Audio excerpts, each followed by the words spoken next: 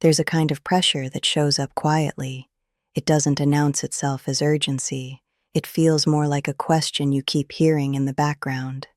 What should I be selling by now? Why don't I have something ready? Am I behind? Most people assume this pressure means they're late, but often it means something else entirely. We live in a time that rewards visible output: courses, offers, products, launches. You can feel productive just by preparing to sell something.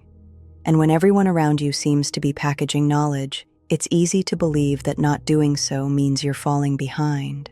But that pressure isn't personal, it's environmental.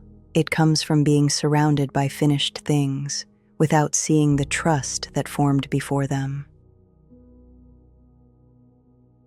There's an old saying that has survived far longer than any platform. Don't put the cart ahead of the horse. It was never about patience. And it wasn't advice to slow down. It was an observation about load order. The horse pulls because it's alive, because it's trusted, because it can actually carry weight.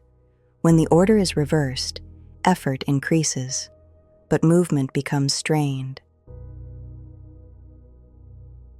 When trust forms naturally, it almost always follows the same sequence: presence before product, leadership before leverage, community before conversion, product as crystallization, not invention. This isn't a strategy, it's a pattern. You don't cause it to happen. You notice when it's being honored and when it isn't. When people try to sell too early, the problem isn't skill.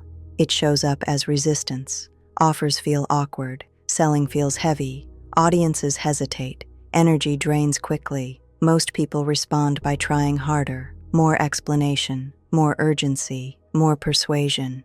But pressure doesn't repair sequence. It usually makes the misalignment louder.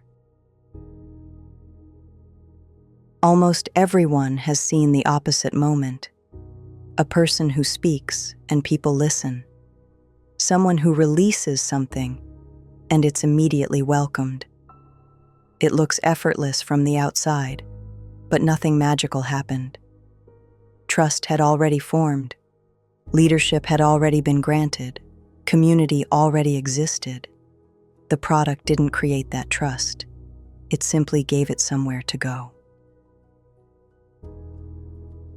This is why so many people aren't actually behind. They're early. The discomfort they feel isn't failure, it's sequence tension. Trying to force the next step doesn't resolve that tension. Respecting order does.